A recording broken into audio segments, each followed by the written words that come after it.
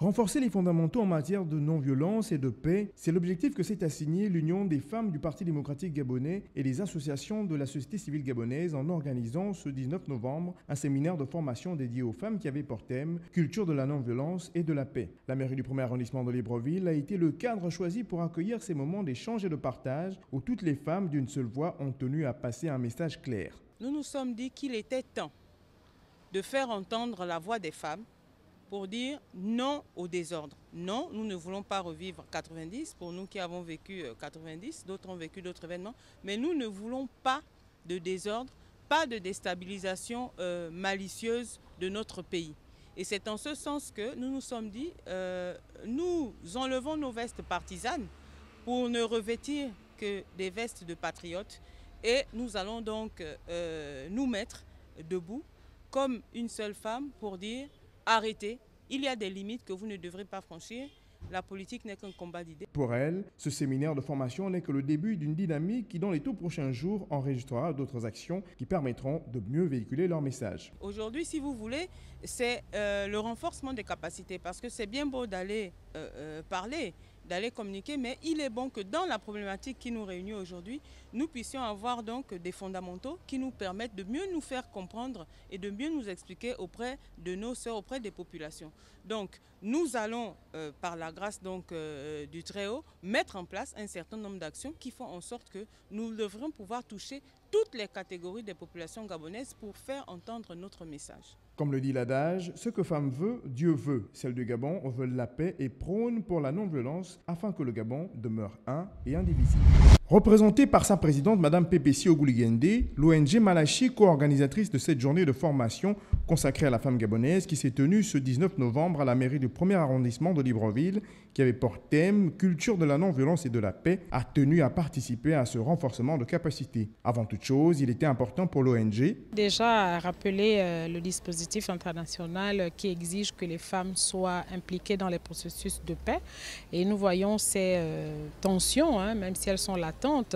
Et nous avons pensé qu'il était vraiment opportun de partager le message aux femmes pour leur rappeler que les premières victimes en cas de conflit, ce sont justement les femmes. Et lorsqu'il y a conflit, on ne choisit pas l'appartenance politique ou sociale. Vous êtes une femme et si vous tombez en face des rebelles, vous êtes vraiment victime de violence. Ensuite, il a été question de partage de connaissances. Nous avons pris part à une rencontre d'experts sur la paix et les femmes à l'Union africaine l'année dernière et nous n'avions pas eu l'occasion de restituer tout ce que nous avions appris, notamment l'engagement des femmes. Il est question que les femmes dans les maisons, dans la communauté locale et dans la nation, véritablement participent pour refuser la violence. C'était vraiment le principal message que nous avons fait passer. Le message de sensibilisation, que dans notre éducation, dans les propos que nous tenons dans nos foyers et même dans la manière de nous comporter, nous devons toujours avoir à l'idée que même s'il y a un problème ou un conflit, la non-violence doit être la première chose que nous devons mettre en œuvre. Cette formation fera place dans les tout prochains jours à des campagnes de sensibilisation de proximité dans le but de créer des relais communautaires afin que le message soit perçu par toute la communauté nationale. Tous ici le savent, au niveau de l'IAIC, il y a beaucoup de problèmes, notamment le problème d'insécurité. Voyez-vous, en l'espace de 2 semaines, 2 étudiants ont été agressés. Et ils ont été braqués, ils ont perdu leurs ordinateurs, les ordinateurs étant les principaux outils de travail pour les étudiants en informatique. Et ayant constaté le problème, nous sommes allés voir l'administration pour leur dire, bon, écoutez monsieur, un étudiant a été agressé au sein de l'administration et il a perdu son ordinateur. Et à eux de nous dire qu'il ne pouvait rien faire pour nous. Et pourtant, c'est l'administration qui est censée assurer notre sécurité.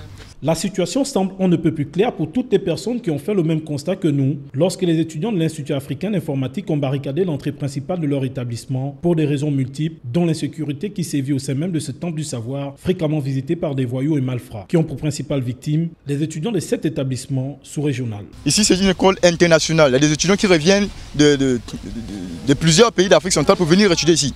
Vous vous rendez compte, un étudiant qui quitte le Tchad, qui quitte le Congo ou encore le Burkina Faso pour venir étudier ici au Gabon et surtout dans un milieu non sécurisé, étant donné l'insécurité incessante dans l'établissement. Donc, suite à cela, nous avons décidé donc de manifester pour que les autorités compétentes au sein du Gabon et dans les autres États, étant en partenariat avec IAI, soient interpellées pour que les États interviennent. La perméabilité de l'institut et l'accès aux quartiers voisins remet en cause la sécurité des apprenants. Il faut rappeler qu'il y a quelques années, un étudiant de cet institut avait été retrouvé mort dans sa chambre. La situation tend à se reproduire et les étudiants ont décidé de monter au créneau pour dénoncer cette insécurité grandissante qui, une fois encore, les empêche d'étudier en toute quiétude.